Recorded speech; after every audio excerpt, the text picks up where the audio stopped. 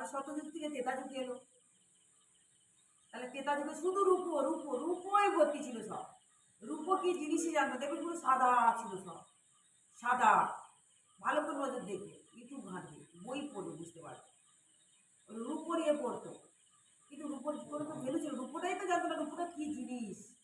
তাহলে সেই জিনিসটা তারা বুঝতো। এখন মাটিটাও কিন্তু আমাদের কাছে দামি, মাটিও আর ফেলি কি, হ্যাঁ ফেলি, মাটি হলো খাঁটি, আমার ফেলি না, সোনার থেকে অনেক দামি এখন মাটি আমাদের কাছে। তাহলে সত্যযুগ, তেতা যুগ, দাপর যুগ। দাপর যুগে কি হলো, ব্রেন খালি।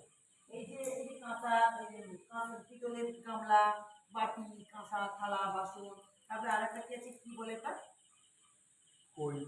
তামা, পিতল, কাঁচা, তাই তো। এইগুলো সেই সময় আছে, মানে 3 যুগ, শতযুগ, তেতা যুগ। শতযুগে সোনা, তেতা যুগে রূপা, আর দাপর যুগে হলো তোমার এইগুলো। আর এই তখন এইগুলোর কোনো ভ্যালু ছিল না।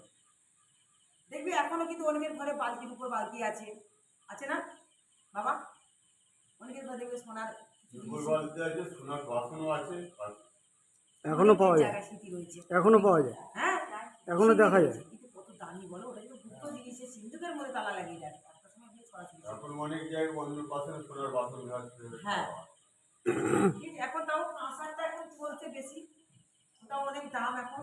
কিন্তু আর কিছু বছর যাক এটাও তুমি আর খুঁজে পাবে না, এখন সোনা কেউ করতেও পারছে না, স্টিল।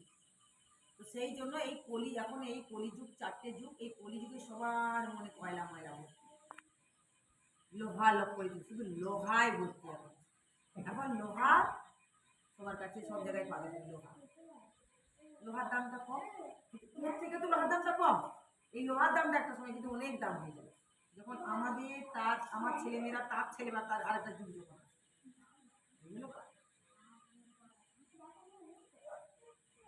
সেই জন্য বলছি, মা তুমি কৃষ্ণ ভক্ত, কোথাও দীক্ষা টিক্ষা নিয়ে পুরো গুরু ভজন করছো, নিরামিষ আহার পালন করছো, তো এটার থেকে অনেক কিছু মায়ের কাছে পেয়েওছো ভগবানের কাছে, স্বয়ং শ্রী আমার কৃষ্ণকালী মায়ের কাছে।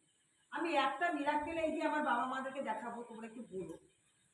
এখানে বসে বসে ফুল দেখানো হয়েছে মাকে, এখানে বসে বসে বলা হয়েছে।